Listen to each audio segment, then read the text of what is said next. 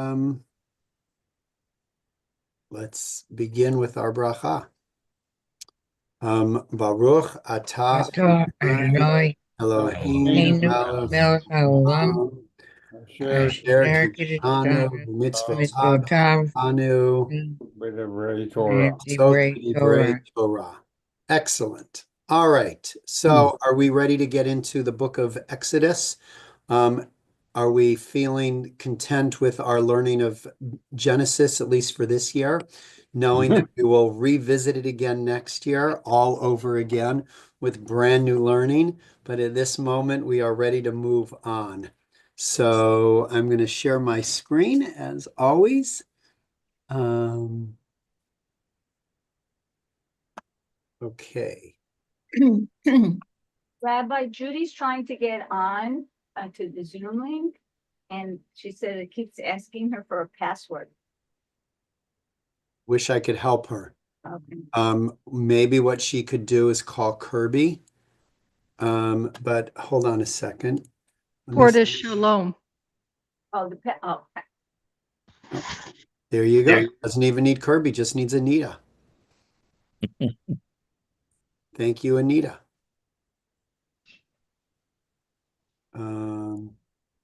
Okay. Can you see my screen, Torah, for today? Parshat Shmot. Right. Excellent. And Lauren, you gave Judy the information? Okay. Yeah. Then we are ready to go. So I think everybody here is rather familiar with the story of the first couple of chapters of Exodus, and I thought that we would take a look at the remarkable moment when Pharaoh's daughter is, I guess, bathing herself, and she looks out and she notices a ark or something in the middle of the Nile River. And what does she do? But she goes and she collects it. We all know the story, yes? Right. And lo and behold, she finds Moshe in that little ark.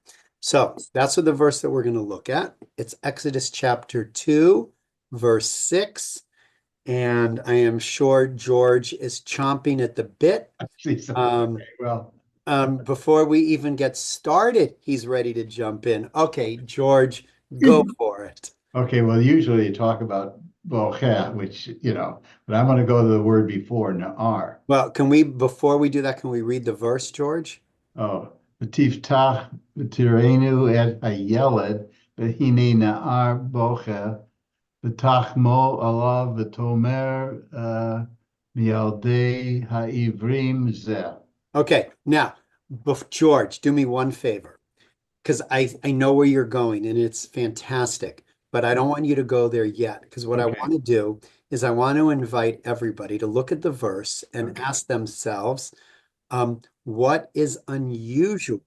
Like you already caught something that is incredibly important to the commentary, but before you say it, George, let's give everybody a chance. Is Okay. there anything in this verse that you find to be striking or unusual?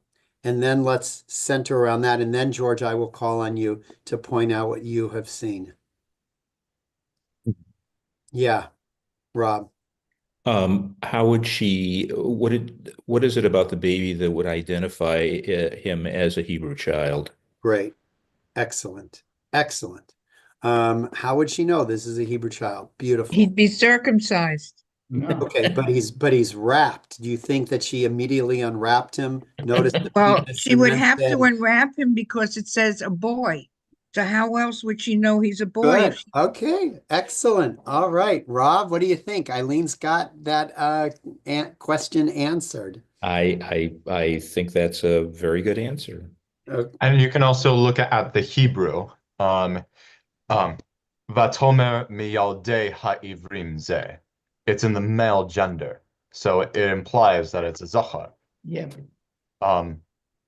Now, of course, within modern Hebrew, the male gender could be used to indicate people in general when used to refer to a person or a group of people. But in this case, miyaldei ha'ivrim ze.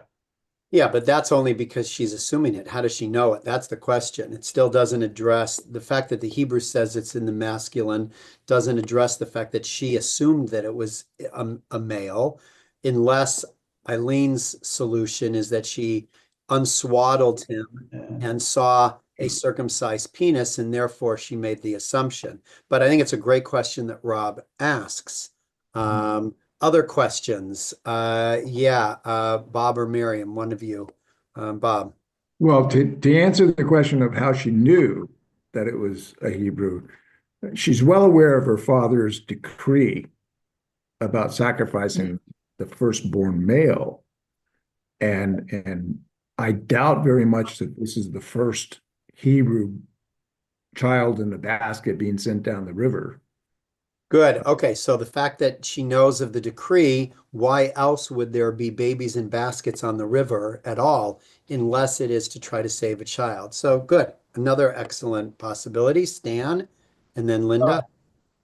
In the explanation of a sentence says she took pity on it, and that why did whoever wrote this? Well, okay, forget the English. In the Hebrew, it's Yeah, I know it doesn't say like that in the Hebrew, right? in the Hebrew, it's v'tachmol Very clear. alav, and the alav couldn't be it or it could be he. Took pity on him, so it can go either way.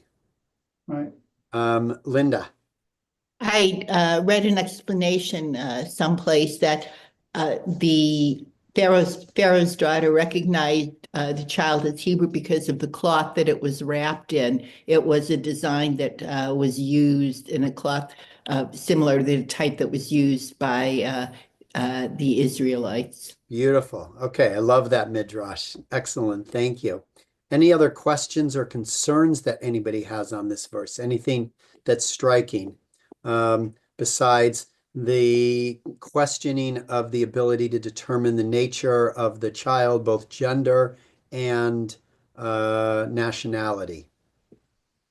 All right, George, jump in there. What do you see? Wearing Well, booties We first, the fourth word is yeled, which is a child, okay? Or Well, boy, a young, what would be a better word for Tinoch. Tinoch? Exactly. Yeah, So the most appropriate word, as Would George be is pointing Tinoch. out, would be a Tinoch, because a Tinoch is a baby. And Right. this was not a Yeled, which is already a toddler, but a Tinoch. But the text doesn't say that. The text says it is a Yeled. Very good. And what else, Then George? it goes to Na'ar, which is a youth. It's Exactly. already upping the years. I mean, 2 words later, he goes from one age to another, so Okay, he was beautiful. old beyond his years. Beautiful. So George is also pointing out how unusual it is that the Hebrew would use nar. Why wouldn't it say v'tiftach v'tir'ehu et hatinok v'hinei hatinok bocheh? Right? That would make most sense. Behold, she sees a baby and the baby cries. Yeah. But that's not what it says. It uses yeled and na'ar, which are very, very striking words. And that is going to cause the midrash to jump in and try to offer explanations. So thank you. Anything else? Okay, then let's jump into the text. So the first, Rabbi Bunam of Przhushka. At first, she did not hear the cry of the child, right? Notice the way the Hebrew works. V'tiftach, she opened it. V'tirehu, and she saw it. Not, what doesn't it say? She opened it and she heard. Does not say she heard. It says she saw it, which means that the first reaction wasn't with her ears, meaning the child wasn't crying. Now let's just pause there. Imagine that, right? Imagine the situation. You've got this baby in a basket in the middle of the Nile River. Wouldn't it make sense for this baby to be crying? Or no? It would be crying all the time. Exactly. One would imagine all alone in the middle without any parent there, this baby's got to be crying. And yet the baby is silent. And that in and of itself is going to trigger a question by the commentators. Why isn't this baby crying? So at first she did not hear the cry of the child. It was only after she opened the basket that she saw that he was crying. But what kind of cry was it? A quiet inner voice. Bekol dmama daka. Is that a familiar phrase to anybody? Called mama daka? Does that ring familiar? Stan, do you know where that comes from? I saw you shaking your head. It's familiar, but I don't know the origin. Got it. George, you want to help us out? Called mama daka? Got me there. It is the voice of Elijah when he, right, has to run into the cave and there's thunder and lightning and all that. And what does he hear? The kol dmama daka, the quiet, still voice of God. So that's the expression that Bunim uses here. Now, does that strike you? That this baby in a crib is quietly whimpering, or does not strike you? But this is a midrash. Yeah, this is a midrash. Totally. This is a midrash. But what does it say? What does that midrash say? That the child wasn't bawling, but rather whimpering. Does that say anything to you, Lauren? Well, how long has the child been there? Maybe he cried himself out. He's exhausted. Or maybe it was just a very good-natured child and, could entertain himself. Okay, good. Either of those are great possibilities. One, that he cried himself out, or that it speaks to the nature of the child, that this is a child with enormous self-control. Good. Rob? Also, if a baby is being on a river where it's rocking back and forth, might have mellowed the child out a little bit, just like, you have a child in a cradle or a bassinet that moves gently, or you take a child out in a stroller and it moves around. It tends to make the child mellow out. Good. So the child may not even realize that the child's in danger. The child may have been kissed by the mother. A bottle may have been laid at his mouth. He may have been put in, and the river calmed him down. And he's just sailing along thinking that he's there for a nap. Eileen? Well, if you go further down, it says that this is the temperament of a child that doesn't only cries, it doesn't howl or wail. Okay. You know what Jewish child cries that song? Okay, good. So that is similar to Lauren's comment, right? If we go a little bit further, Pharaoh's daughter, said, this must be a Hebrew child. This is the temperament of a Hebrew child, to cry with a sound closed in the depths of the heart, without howling or wailing. Only a Jewish child could cry that way. Yes, Rachel's not I was too. gonna say, what Jewish child? Any Jewish child? Okay, so in other words, Rav Bunam is saying something metaphorically, or he's saying something, not metaphorically, he's saying something about Jews in general, and he's suggesting that Moshe is paradigmatic of the Jewish people. That's what I think Rav Bunam is saying here. And what does it mean that a Hebrew child would cry closed in the depths of the heart without howling and wailing?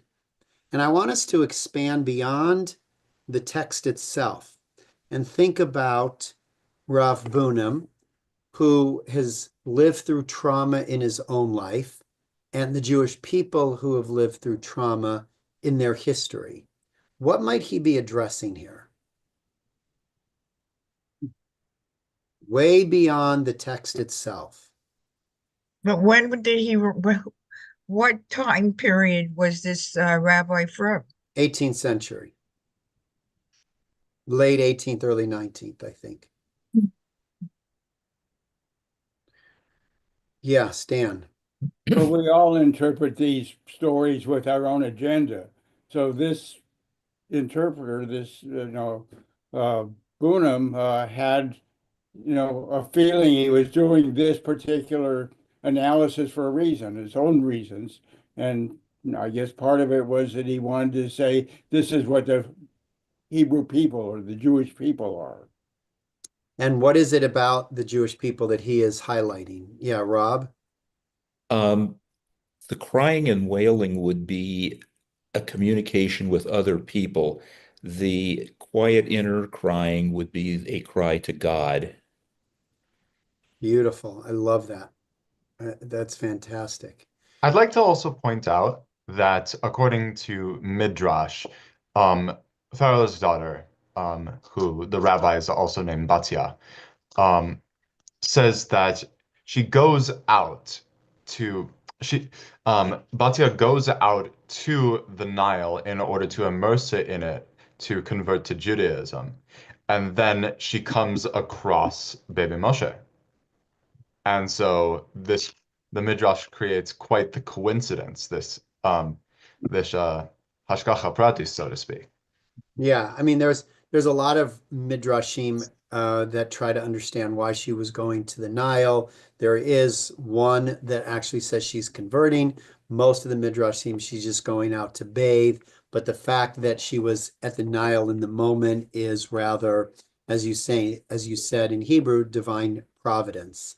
Yeah, Nancy. It sounds like she's insinuating that Jewish people are more mellowed out in a way. Okay, good. That's a possibility as well. Excellent. I wonder if there is this recognition that that for the Jewish people, there has been an enormous amount of suffering over the span of our history. And the cry that we offer is similar to what Rob and Nancy said, a cry to God, as opposed to an external cry where nobody will listen, right? To cry to the Romans aren't going to change their ways. To cry to the Nazis aren't going to change their ways. To cry to the Crusaders, it's not going to stop the Crusaders. To cry to the Christians of the Inquisition isn't going to stop them.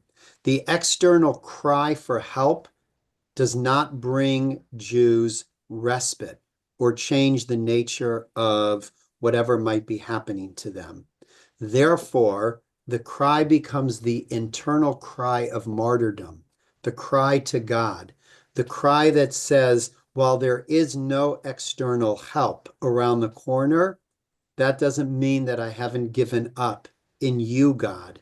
The kol d'mama daka. That's why I highlighted that expression, because when Elijah had to run away, if you remember the story, he was risking his life and he ran away from those who wanted to kill him, and he had to hide himself in the cave of a mountain. Right? There's no recourse for him. He can yell and scream all he wants. Nobody is going to save him. So his cry becomes the kol d'mama daka, the internal cry to God. And that's the cry of the Jew in history. So potentially is what Rabbi Bunham is suggesting here. And what does that say about, yeah, Lauren? So is that a good thing that you show this inner strength? You anticipated my next question. Beautiful. Because I remember back to when I was young, very young, when Jacqueline Kennedy stood at John F. Kennedy's coffin and she didn't cry, and everybody admired her. She had this inner strength. She didn't cry. She tried to heal a nation. I mean, maybe if she had shown tears, it becomes like a sign of strength if you don't cry. And so nobody cries. And is that a good thing? Maybe you need to cry. Excellent. So I love it, right? Just because the Midrash states what it states doesn't mean that we have to accept that it's a quality that we want to ourselves internalize. That may be a problem of the Jewish people. The problem of the Jewish people is there isn't the external cry, that there is only this internal cry to God. I don't know, right? Lauren's posing that as a possibility. What do you all think? So far, God hasn't answered, so I don't think crying to God does anything. Well, You have to try to do it by yourself, whatever it is. Eileen, I would push back a little bit on that and say, here you and I are, along with these other beautiful people on this Zoom in the year 2024. 25. 20, Five. thank you. 2025. Um, and I would say that is success for God, right? Despite all of the attempts to destroy us, despite the continued attacks against us, here we are studying Torah in 2025. That's something to be, not to shake off. Judy, what do you think? Well, I don't know if someone already mentioned this because I was jumping up and down, but when I rescued my dog, he didn't bark for a month. Mm. And he was, I think he had been so traumatized that he just couldn't. And I think that's what happens with Wow. people, and where the expression, I mean, the word catatonic comes from, when you have experienced something so traumatic that. Wow. Okay, thank you. That's a whole other area that we didn't even think about. The trauma that the Jewish people have endured to quiet their cry, because sometimes the only thing that one can do is internalize the pain until healing happens. Which is why we declare a fast during times of persecution or great suffering among our people. Yeah, really. That's just such a profound point. Thank you. Stan, and then Kathleen, and then Lauren. I think that in today's world, especially for Israel, the problem is not crying, it's whether the publicity and the public relations are doing what can be done. That's another very, very good. Excellent. Thank you. I would rather not deal with that pandemonium. Yeah, thank you. Who did I say next? Kathleen. Yeah. I want to go back to the idea about whether God listens or not. And I think that God listens. I think if you go back even to Adam and Eve and Cain and Abel, God doesn't intervene to stop bad things happening to us. He doesn't stop Cain from murdering Abel. But what God told us, he gave us the choices there, and he's given us, don't oppress a stranger, don't harm other people, don't murder, show people kindness. I mean, he's done all that. What else is there for God to say? We're blaming God when it's us. And it's mankind that has to step up to the plate, not God. God's already given us the guideline. If we don't follow it, who's at fault? God hears us. God is with us in our suffering. I mean, that's part of the thorn bush thing that we're going to come to, right? Eileen, does that sit with you? Does that sit with you, what Kathleen said? I find that God never responds. First of all, if there is a God, it would be God for everybody. He is a God for everybody. He is a God for everybody. There's the universal God, and then there's the specific God for the Jews. Jews chose to have a personal relationship, and that's the relationship that we have. But God made everyone, and he cares for everyone. Look at the times he says, well, don't harm these people. They're your brothers. There's like 3 times he said something like that. I can't remember, like, don't hurt the Edomites because they were. Yeah, exactly. God cares about all of us. but we have a special relationship because Israel is the firstborn. Okay, so if we have I just want a little. Wait, Eileen, say that again because you froze for. if we have this special relationship with God, we should not have been suffering people as much as we have. Well, you can make that same argument, Eileen, to say that, you know, if you are a really good person, an individual is a really good person and never commits a single sin in his or her life, that person should then be able to live a full, complete, healthy, good life without any suffering. And we know that life doesn't work like that, whether it's on the scale of the individual or the scale of the collective. That, you know, I also kind of am attuned to Kathleen's theology that God creates the world, that we choose to have a universal God, that we choose to have a personal relationship with that God, but having that personal relationship with God doesn't automatically, you know, give us the privilege of not having anything bad happen to us. That's not what the nature of the relationship is about. God doesn't make special deals for those special individuals that God loves, saying, you I'm going to protect and you I'm not going to protect. Unfortunately, human beings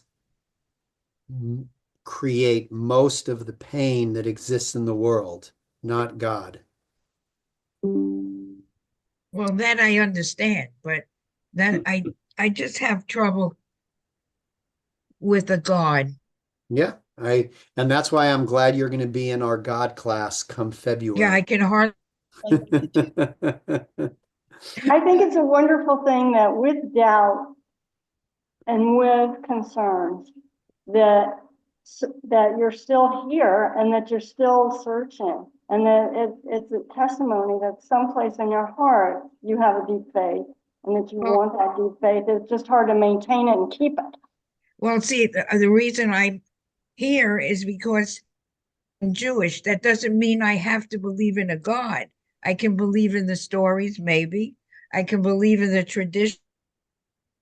Don't have to believe in a supreme being. That's true. In fact, Eileen, there's a passage in the Talmud that says God's self says, don't believe in me if you don't want to believe in me. Just be a righteous individual. So, Lauren, you have waited patiently. I just wanted to say something about tears and releasing them. When I was young, I was about 30, and my mother died. She planted in my head that only guilty people cry at a funeral. So my sister and I and my father were not allowed to cry at a funeral because we had nothing to be guilty about. And I was like, I was the Martha Stewart at her funeral. Oh, it's so nice you're here. Oh, my mother loved you. I was great. And I had two little children at home, and who had time to mourn her death? But then it all caught up with me. And one day I went back to school, and I'm standing in front of my classroom, and I had an anxiety attack because you have to release those emotions. You have to release that grief. You have to release the tears, and they serve a purpose. And I don't think my mother was right. I do think you're allowed to cry at somebody's funeral, even if you have nothing to feel guilty. You're allowed to cry whenever you feel you Right, have to but cry. it was like I held it in because what was I showing everybody? That I wasn't as strong as I thought I was, and it had repercussions. You're supposed to let out your tears. Well, again, I'm not so sure. I mean, you can read it that way. Maybe the way that Rav Bunim is writing this is he's speaking to the same statement that your mom spoke, that we should not cry out loud. And what you're suggesting is that is not the only I don't think pain. you scream and yell and throw yourself on the coffin, but you could express some tears. Okay. Yeah. There are a couple questions just to consider. Pharaoh's daughter was attracted by the basket, but struck by the sound of the baby's voice. Moses was attracted by the burning bush and struck by the vision. So the question, what attracts and keeps your attention more, sound or sight? I think sight. Right. Why sight, Nancy? Because I think it has more of an impression on you depending on the situation. You know, you may not hear the sound right, or like today, like if you hear the horn, somebody's horn of a car, you don't pay much attention to it. But if you see something really horrific, it's going to draw your attention. Okay. Other thoughts? Sight or sound? Miriam, make sure you unmute.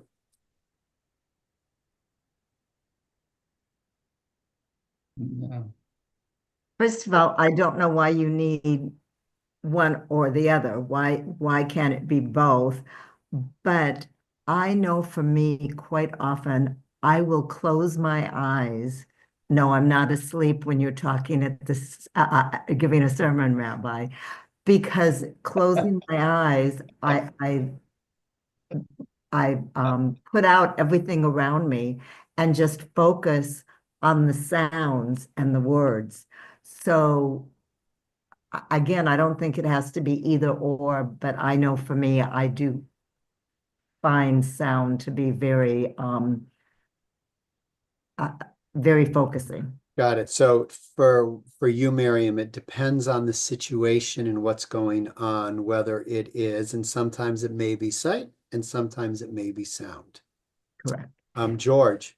Yeah, I'm going to vote for sight too, at least for myself. But in the Ten Commandments, weren't the first two commandments given by sound, and the people couldn't handle it? It was too overwhelming. That's right. But typically it's sight. I mean, that sticks in your mind. The Midrash also says that Hashem literally raised Har Sinai up so that the people of Israel would see above their heads Moshe at the top of Har Sinai, and then he would descend with the Luchos. So in other words, it was also in that moment sight, although in the moment of the giving of the Ten Commandments, there's also the sounds of thunder and lightning and the shofar and all of that. So I think it's both a combination of sight and sound. All right, let's move on. Let's take a look at the Me'er Einei Yesharim and see what he has to say about this. When she opened it, she saw that it was a child, a boy crying. She took pity on it and said, "This must be a Hebrew child." So here, the first text, the focus is on she opened, she saw, she heard. Here, he's focusing on the last part of the verse, the Miyaldei Ha'ivrim. This is a Hebrew child. That's what his commentary is focusing on. What are, excuse me, what are we to make of the idiom Pharaoh's daughter employs of the children of the Hebrews, Miyaldei Ha'ivrim, in the plural? Was this not simply a single Hebrew child, Ivri Yeled, or a Yeled Ivri? Right? Why does she use a terminology that speaks to Miyaldei, which is the plural? Right? In other words, if you translated this properly, you would say she opened, she saw the boy, behold, the child crying, she had pity on him, and she said, "Oh, from Hebrew children, this." Stan. Well, it was all the Hebrew children that were supposed to be killed, not just this one. Oh, very nice. In other words, beautiful, Stan. So her comment is in response to the collective punishment that Pharaoh right, has decreed against all the Jewish people. Right. She sees in this one child the totality of the Israelite boys. Beautiful. Kathleen. Well, I thought I loved what he said, but I also I think it's that she's saying every child is important. All of the children are important. And I love that notion that she cares for all of them.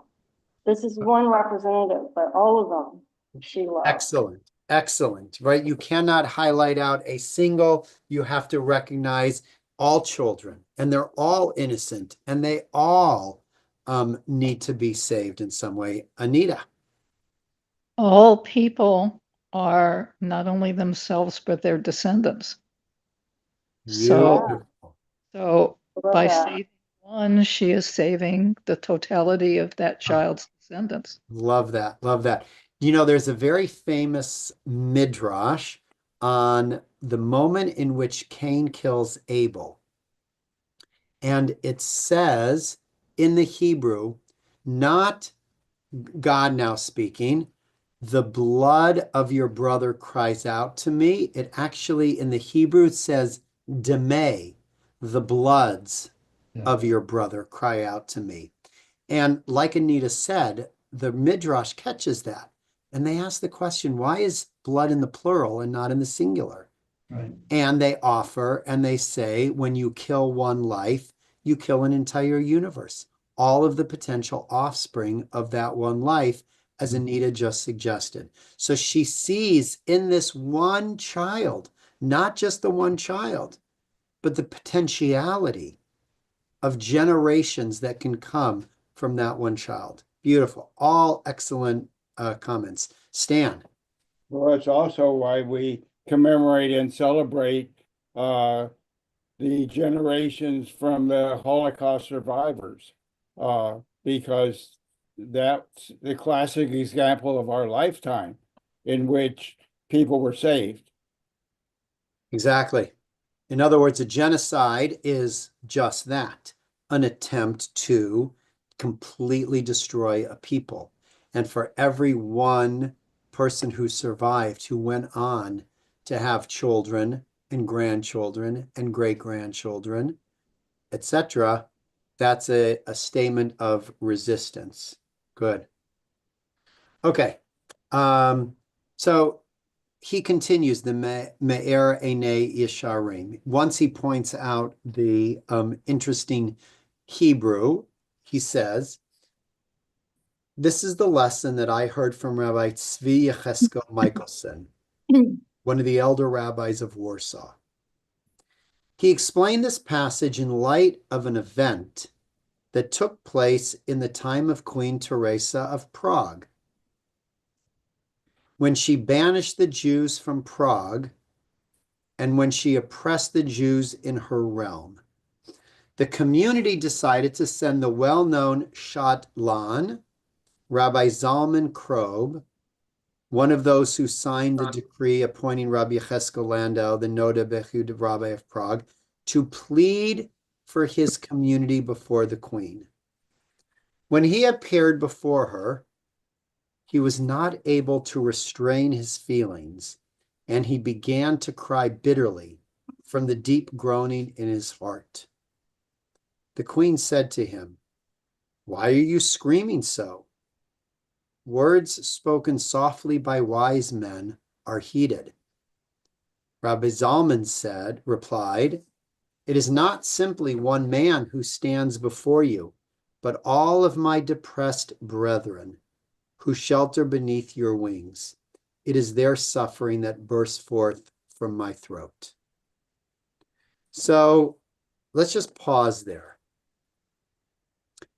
He shares this story. What is he,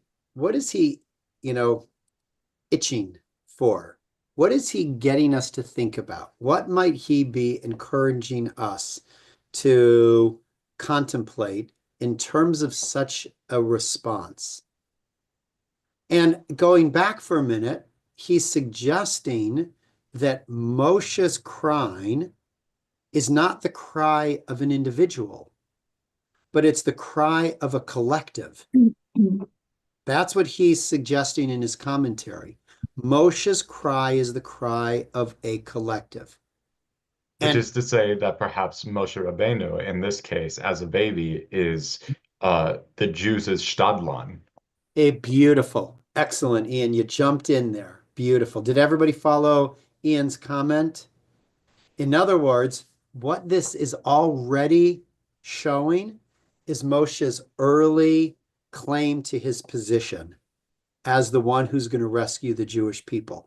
He already, in the moment of his first tears, is speaking as the savior of the Jewish people, the one who is going to stand before Pharaoh and say, let my people go.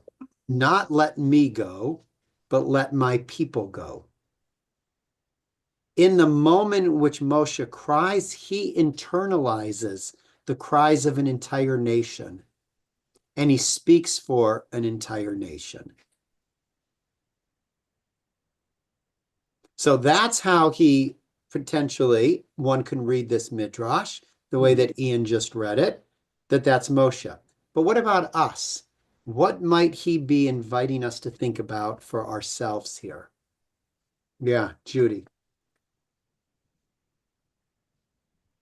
That we don't just think about ourselves, we think about the other. Good. Like when we are enduring suffering, how can we move beyond our own personal suffering and recognize that we are collectively suffering, that our suffering is also included in your suffering, and that your suffering is just as much my suffering as it is your suffering, and that I cannot, right, stand by and watch you suffer and not feel the need to cry out and connect me to you with that kind of empathy. Very nice. Yeah, Stan and then Rob. It's also interesting that the Torah, we were just studying the stories of Joseph and Egypt and what happened there and the relationship between Egypt and the Jewish people. And now we're into the next story, generations down, of Israel and Egypt and the Jewish people. And we can almost say that in our lifetime, the relationship with Israel and Egypt was also very close. They were the first ones to make peace. So Nice. You can also even go back to the time of Sarah and Hagar, because yeah, Hagar was an Egyptian. So you right. could say that it is embedded in the very nature of who it is to be a Jew, but to be connected to Egypt and the suffering that ensues, whether it is our doing or their doing against us. And furthermore, you can take the Jew out of the diaspora, but you can't take the diaspora out of the Jew. Say more, meaning? Meaning, our ancientness as a people means that much of what our culture looked like in antiquity is no longer able to be discovered by us and then replicated within our practice of Judaism today. We have our language, we have the order of our prayer of our tefillos, we have the Torah itself, we have the Talmud, but we don't have much of a knowledge of what our customs were in antiquity. So, as far back as the Second Temple period or even before, the diaspora reinvented us, and we would not be able to have a cultural revival without drawing from the diaspora. Okay, totally fair. That we are a product of the experiences that we have endured, and we are a product of the syncretism that happens by living amongst people outside of our own, closed community. And as much as we mourn assimilation, assimilation is responsible for giving our people so much diversity. Perhaps I should say acculturation rather than assimilation or cultural diffusion. Yeah, well, even from ancient times, if you study biblical history, you notice that so much of the Bible is written in response to and in collaboration with events that occurred at the time in which the Bible is written. And therefore, so much of the culture that we see in biblical times is actually borrowed culture in the same way that it is today. Rob, you had your hand up before. I was just going to say that collective thinking that's reflected here reminds me of the prayers we say on Yom Kippur, where we say, for the sins we have committed, instead of just Nice. I have committed, we take responsibility for everybody. Nice. And we also collectively plea for healing, for forgiveness, for That's right. redemption, and so forth within the Amidah. That's right. All of our prayers, plural, for the sins we have sinned before you, not right? For the sin that I have sinned before you. Okay, let's continue reading the commentary. This is how we should understand our passage. When Pharaoh's daughter opened the basket, she saw that it was a child, a boy crying. And Rashi notes his voice was like that of a child. So this goes back to George's earlier comment when George pointed out that the language was na'ar, a youth, as opposed to tinok, a baby. And Rashi, who sees that as well, says that's because the voice was the voice of a boy. Now, this can mean two different things, right? It can mean physically, the voice was lower than a child's voice, or it could mean maturation-wise. The boy, this child, Moshe, had experiences and understanding of life vastly different than that of a baby, one of a youth. And therefore, the cry is a reflection of that maturity, of that deeper understanding. I'm sorry. No, that's how I like to read the Rashi. Yeah, go ahead, Ian. Do we have any midrash on Moshe's life as an infant prior to being set within the Nile? We have one prior to his life being set in the Nile, not that I'm aware of. I see. You'd have to go back to Legends of the Jews to find out if there is anything about Moshe before he's put into, I think there's something about how he latches on early. I don't remember exactly. Okay, so Rashi notes his voice was like that of a child, but she wondered, how is that this little boy, a baby, cries with the voice of a child? And this is what led her to realize this must be a Hebrew child. So again, going back to the question of that, I don't even remember now who asked it. How did she know? I think it was Eileen. How did she know that this was a baby boy, or it wasn't Eileen? I don't remember. And you said it's because she unwrapped him and saw that he was circumcised. Pharaoh's daughter, suggests this must be a Hebrew child. That is, it is not his voice alone that she heard, but the collective voice of all the Israelite boys who had been condemned to death. So in other words, taking Stan's comment earlier, the Pharaoh's daughter sees in Moshe's cry a cry not just for himself, but for the collective people who are suffering. And therefore, that's how she knows that it's a Hebrew child, because he speaks on behalf of all Hebrews, not just himself. He cries on behalf of all Hebrews, which leads us to the question that I posed. Who do you carry in your heart, such that their concerns emerge in your voice? And when does that happen? And how does that happen? Right? When do we speak? When do we cry? When do we show concern for others beyond ourselves? That, I think, is the question that this midrash so beautifully elicits. So, yeah, Judy.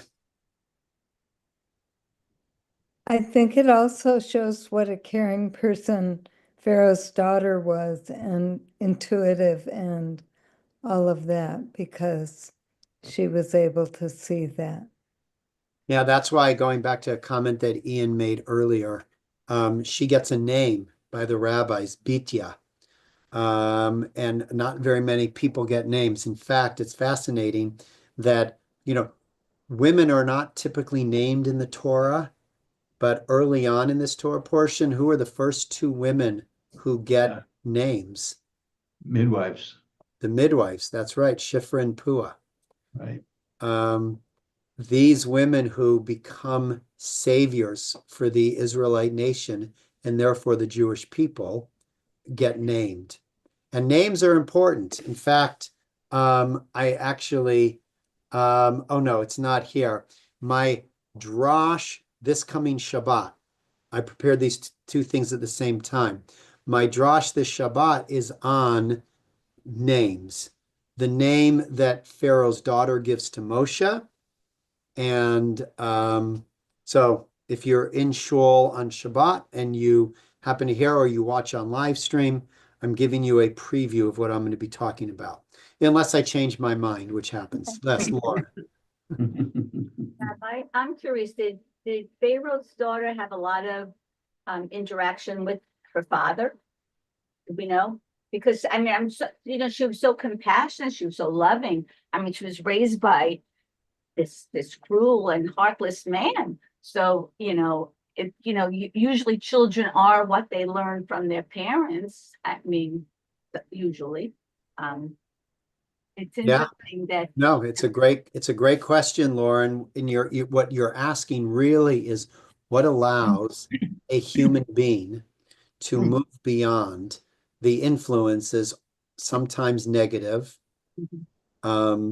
particularly negative influences, and allow that person to grow up being a much more whole and compassionate human being, right? That's what Lauren is asking. Yeah, Miriam.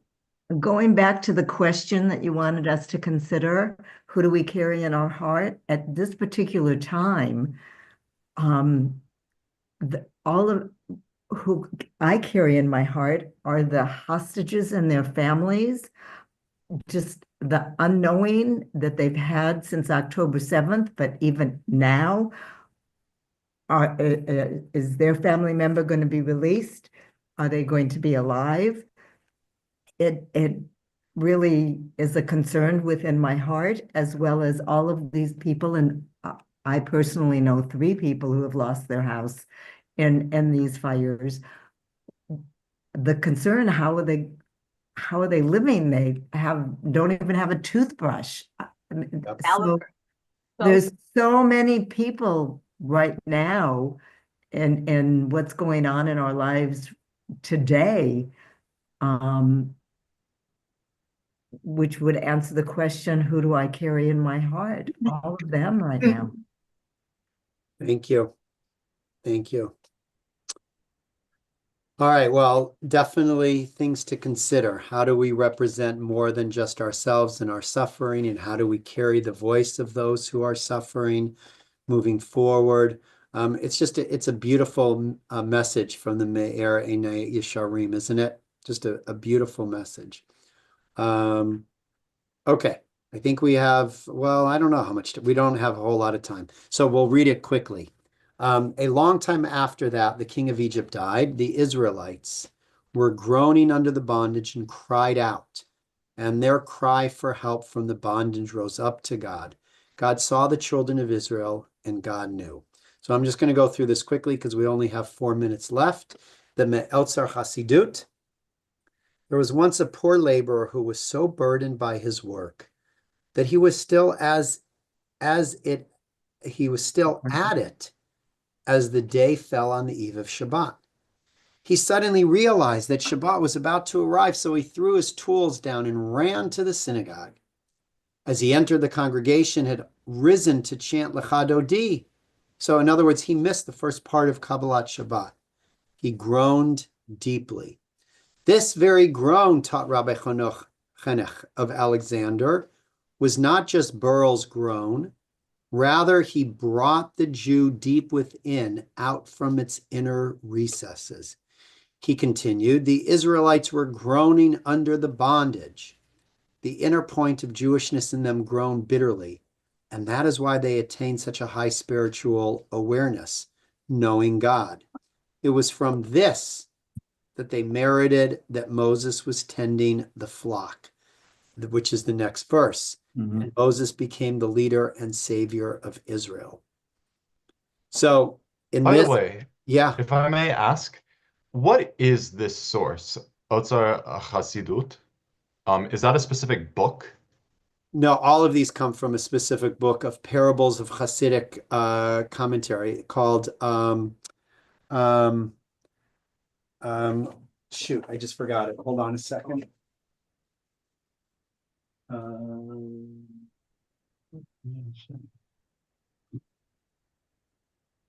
I think it's Otzer HaMishalim. I think. They're all from Otzer HaMishalim. I see. I would actually really appreciate it if you guys could post these source sheets online or email them to the So Ian, do me a favor, send me an email and I will definitely forward it to you. we could even have a Google Drive folder filled with these. All right, I will remind you. Okay, thank you. So Rabbi Slater, and then we'll finish with this. There is, of course, hyper-nationalism and exaggeration in these passages, as well as an element of experience and truth. Suffering is not discrete, and there is no comparing one suffering to another. The cry of a Jew in pain is not different from the cry of any other person. But there is something to note about the cry of the oppressed that is different and noteworthy. Jews have known oppression, and their experience, starting in Egypt, of this form of suffering is acute. The cry that calls out for the end of oppression, that seeks to remind the world that there is just one flesh to wound in all of creation, and that yearns for salvation, is a particular and powerful sound. That is what emerged from the basket, from the throat of the Shtadlan, and from the heart of the Jew struggling for basic human dignity. So in other words, what I think he's saying in summary is, because we as Jews have the experience of suffering and oppression, it is we whose voice must cry out loud when we see oppression and suffering. It is our responsibility as those who have endured suffering to do whatever it is that we can to minimize the suffering that exists amongst others. I think that's the motivation for why Jewish World Watch was created originally, 20 years ago when it was created, because we Jews suffered a genocide and saw in Africa other genocides taking place. And it is our responsibility to bring out that call. So a little bit of learning, a lot of important, powerful messages from the cry of Moshe in the basket and the cry of the Jewish people. And may we take this learning to heart and act in a world that needs healing. Thank you all. And I will see you, God willing, soon. Shabbat shalom. Baruch Hashem. Shabbat shalom. Shalom. Shalom. Shabbat shalom.